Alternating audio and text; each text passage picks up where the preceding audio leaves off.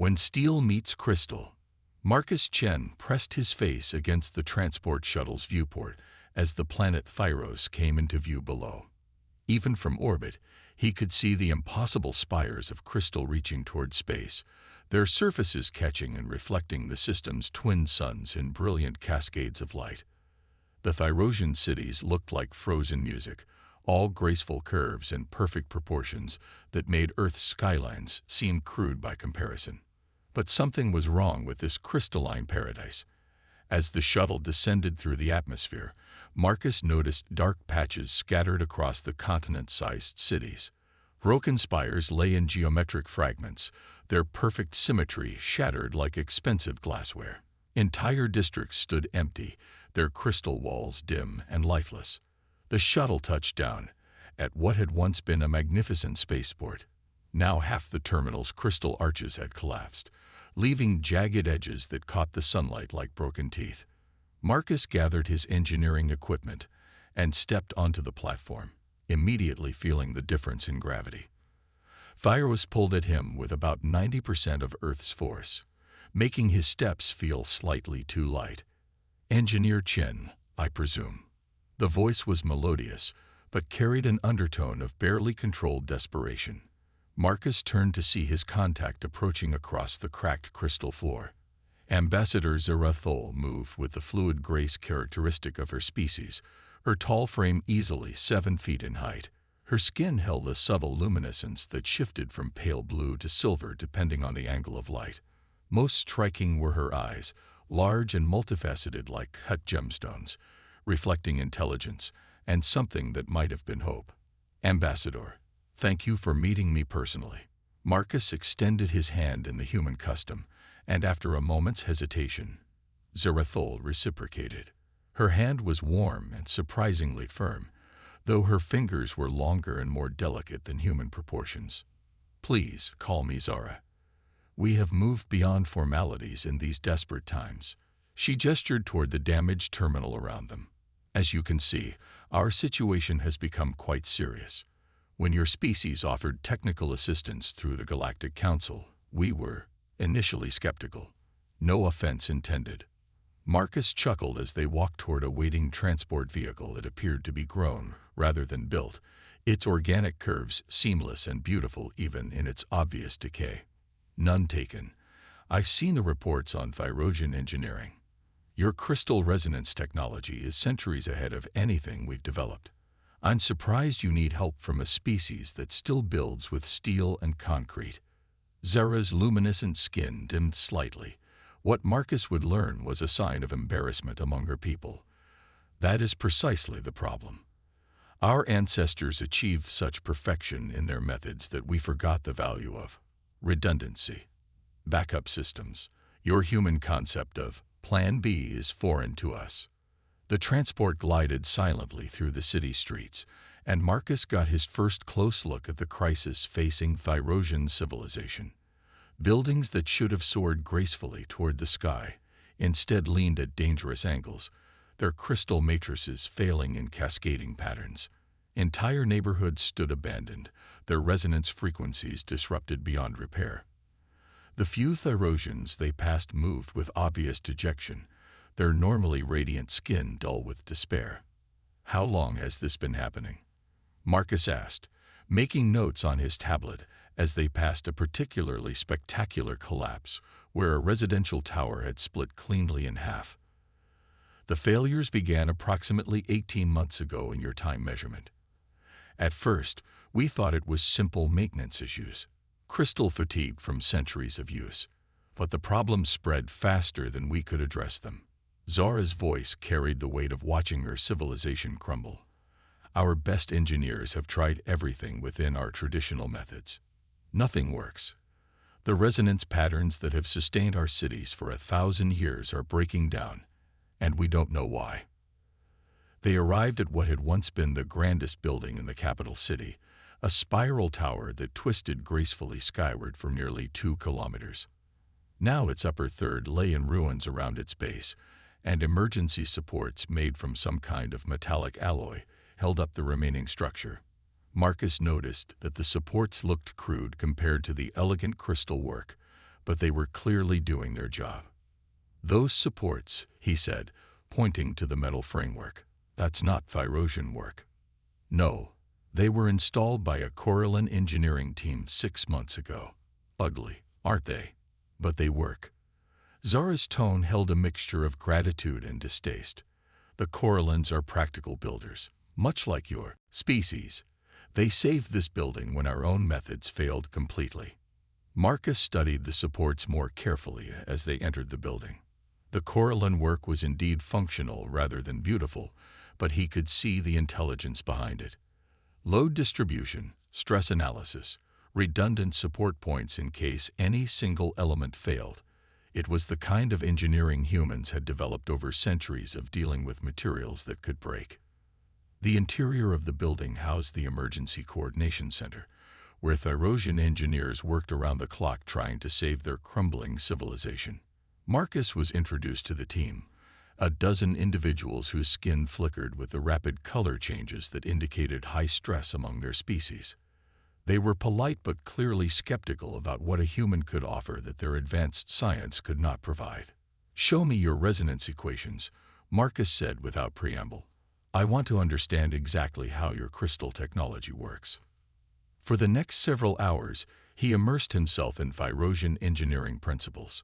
Their technology was based on the idea that all matter vibrated at specific frequencies, and by matching those frequencies perfectly, they could create materials of incredible strength and beauty.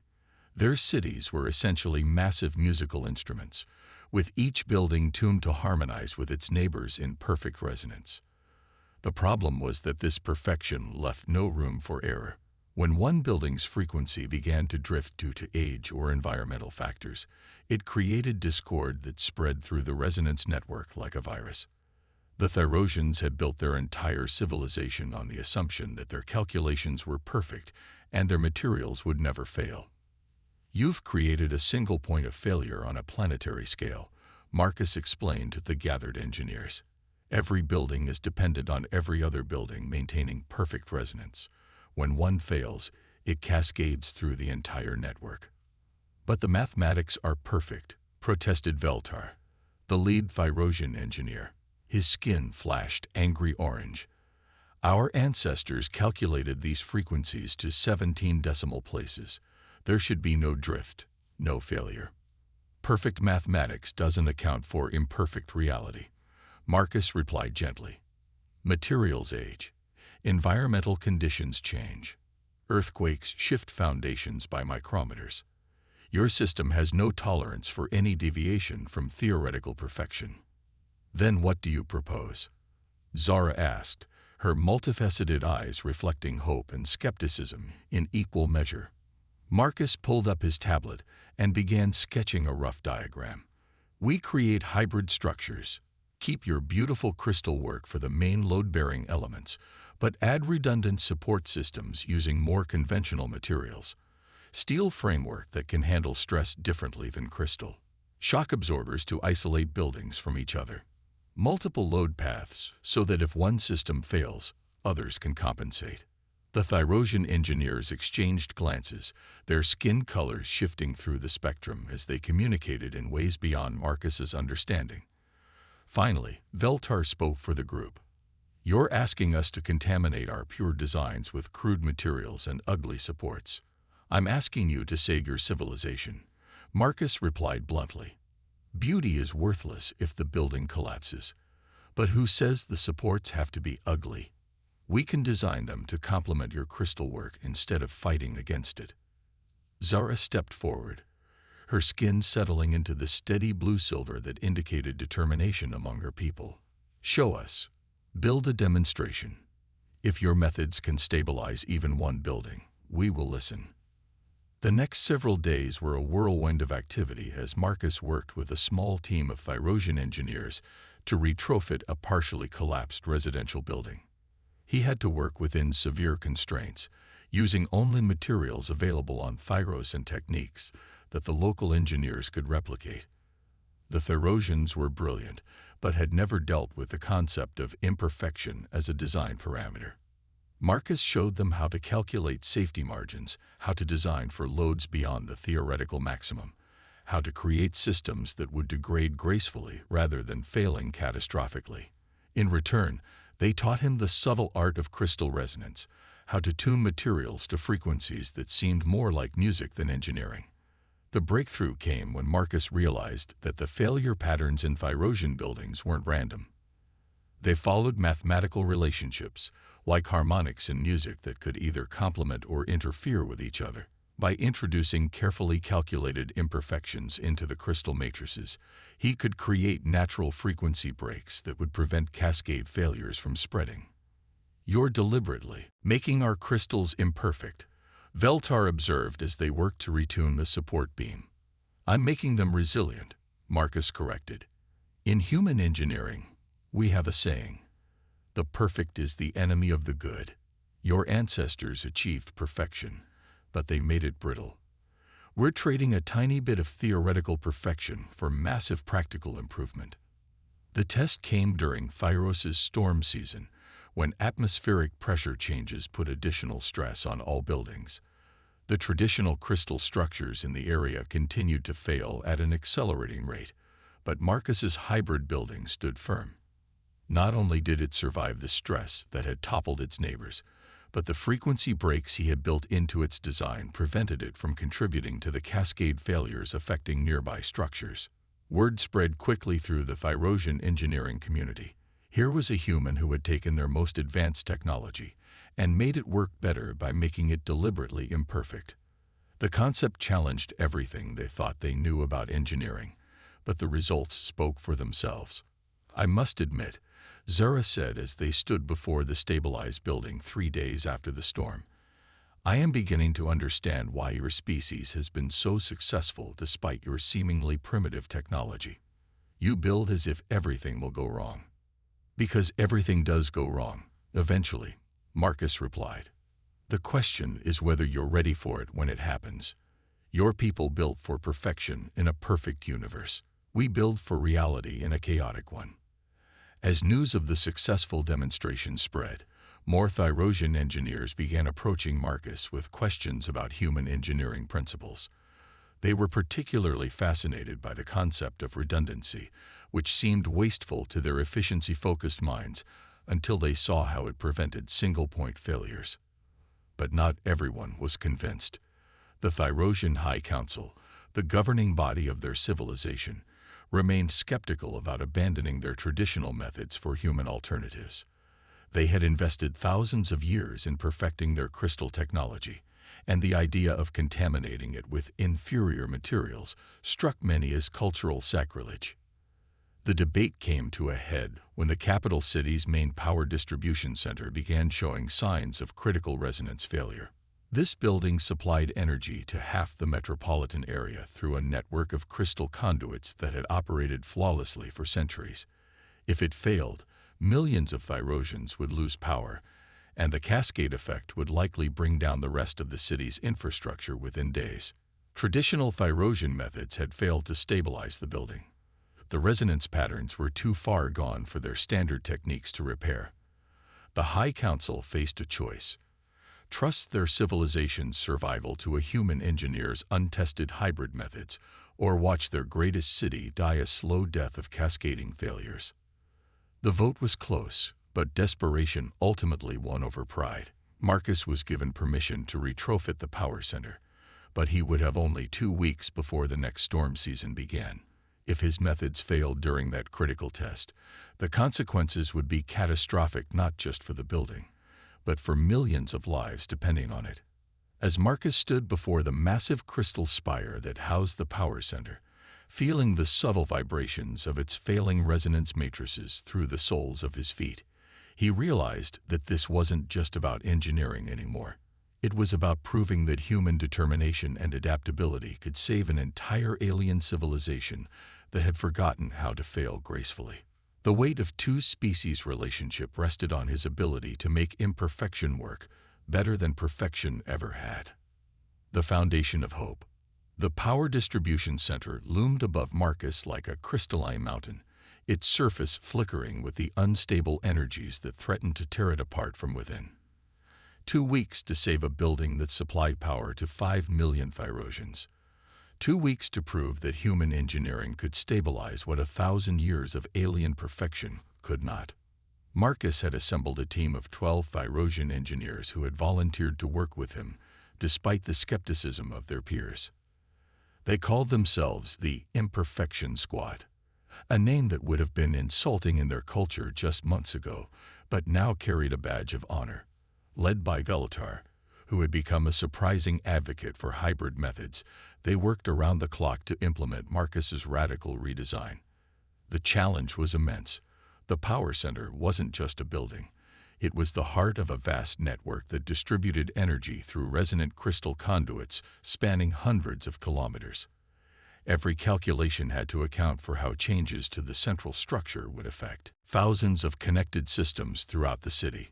One mistake could cause failures that would cascade across the entire metropolitan area. The resonance equations are becoming increasingly unstable, reported Nixera, a young Thyrosian engineer whose skin permanently flickered between anxious yellow and determined blue. The frequency drift is accelerating faster than our models predicted. Marcus studied the readings on his tablet, cross-referencing them with stress analysis data from sensors placed throughout the building. The numbers painted a grim picture. They had perhaps 10 days before the structure reached critical failure, not the 14 he had hoped for. "Then we work faster," he said simply. "Veltar, how many fabrication units can we get working simultaneously?" 6, possibly 8, if we can convince the fabricators in Sector 7 to join us. Veltar's skin showed the mottled pattern that indicated he was pushing himself beyond normal limits. "But Marcus, even working at maximum capacity, we cannot complete the entire retrofit in time." "Then we don't retrofit everything." Marcus pulled up his building schematics and began highlighting critical support points in red. "We identify the essential nodes that prevent cascade failure and focus on those first. Once the building is stable, we can complete the aesthetic improvements later." This was another concept that challenged Thyrosian thinking. Their culture demanded that any work be completed to perfection before being considered finished. The idea of implementing a partial solution that could be improved over time was almost physically painful for them to contemplate. "But the resonance harmonics will be unbalanced," protested Callus, one of the older engineers. "The building will function, but it will be ugly, discordant." "Alive," Marcus corrected. "Ugly and alive is better than beautiful and dead." As the days passed, Marcus found himself working 18-hour shifts alongside his Thyrosian colleagues. The physical demands were exhausting, but the intellectual challenge was exhilarating. He was essentially performing surgery on a living building, replacing failing organs with hybrid systems that could maintain function even when individual components degraded. The breakthrough came when Marcus realized that the power center's resonance network could be treated like a human electrical grid rather than a single unified system. Instead of trying to maintain perfect harmony across the entire structure, he created isolated sections that could operate independently. If one section failed, the others would continue functioning while repairs were made. "You're breaking our unity," Veltar observed as they installed the isolation barriers that would separate the building into discrete operational zones. "I'm creating resilience," Marcus replied, carefully adjusting the frequency dampeners that would prevent failures from spreading between sections. "Unity is beautiful, but independence is survival." The work was complicated by the need to maintain power distribution while they worked. Marcus couldn't simply shut down the building for repairs. Too many essential services depended on its output. Instead, they had to work section by section, rerouting power loads and maintaining service while rebuilding the infrastructure around active systems. It was during this phase that Marcus truly came to appreciate Thyrosian engineering brilliance. Their ability to manipulate energy at the quantum level through resonance frequencies was genuinely miraculous from a human perspective. The challenge was teaching them to think defensively, to build systems that assumed failure rather than perfection. In human engineering, Marcus explained to his team during one of their brief rest periods, "We have a concept called graceful degradation. When a system starts to fail, it should do so gradually and predictably, giving you time to fix problems before they become disasters. But why plan for failure? Asked Nixara, her skin shifting to the pale green that indicated confusion. Would it not be better to simply build systems that do not fail? Because entropy always wins in the end, Marcus replied. Everything breaks down eventually. The universe tends toward chaos, not order. You can fight that tendency, but you can't eliminate it. The best you can do is build systems that can handle chaos and keep working anyway. This philosophical discussion was interrupted by an alarm that sent flashes of urgent red light throughout the work area. The building's main resonance frequency had shifted beyond acceptable parameters, and the automatic safety systems were preparing to shut down power distribution to prevent catastrophic failure. How long do we have? Marcus asked, rushing to the control center where streams of data showed the building's vital signs like a patient in critical condition. Perhaps 6 hours before complete cascade failure, Veltar replied, his skin cycling rapidly through stress colors. The frequency drift is accelerating exponentially. Marcus studied the data, his mind racing through possibilities. They had completed roughly 60% of the critical modifications, enough to stabilize some sections, but not the entire structure. In human terms, it was like trying to perform heart surgery on a patient who was actively having a heart attack. We implement what we have, he decided. Activate the completed sections and isolate them from the failing areas. We'll lose about 40% of the building's capacity, but we can maintain essential services while we work on the rest. That goes against every protocol we have, Callus protested. Partial activation of an integrated system is extremely dangerous. More dangerous than total system failure, Marcus asked bluntly. Sometimes you have to choose between a bad option and a catastrophic one. The next few hours tested everyone's nerves as they brought the hybrid systems online while the building shook around them with increasingly violent resonance fluctuations. Marcus found himself thinking of earthquake engineering back on Earth, how human builders had learned to design structures that could flex and move with seismic forces rather than trying to resist them absolutely. The isolation barriers are holding, reported Nixara, her voice tight with concentration. Sections 1 through 6 are maintaining stable resonance despite the chaos in the remaining areas. Power output is down to 62% of normal, added Veltar. But load distribution is stable. We're meeting essential service requirements throughout the grid. Marcus allowed himself a moment of relief, but only a moment. They had bought time, not solved the problem. The remaining sections of the building were still failing, and if those failures breached the isolation barriers, everything they had accomplished would be destroyed.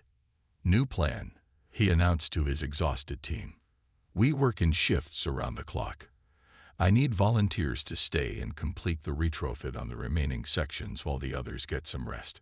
Every member of his Thyrosian team volunteered, their skin colors showing the steady blue-silver of determination that Marcus had learned to associate with his adopted people at their best.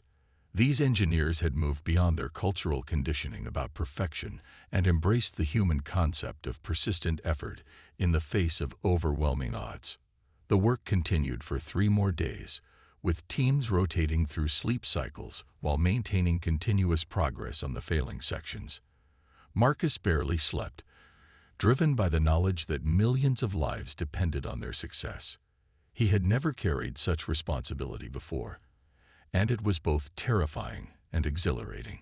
The turning point came when young Nixara made a suggestion that demonstrated how thoroughly the Thyrosian engineers had absorbed human engineering principles. Instead of trying to repair the failing crystal matrices in the remaining sections, she proposed replacing them entirely with hybrid systems based on the successful modifications they had already completed. It would be faster than repair, she explained, her skin glowing with excitement. And we know the hybrid systems work. Why not simply build new instead of fixing old? It was a thoroughly human approach to the problem.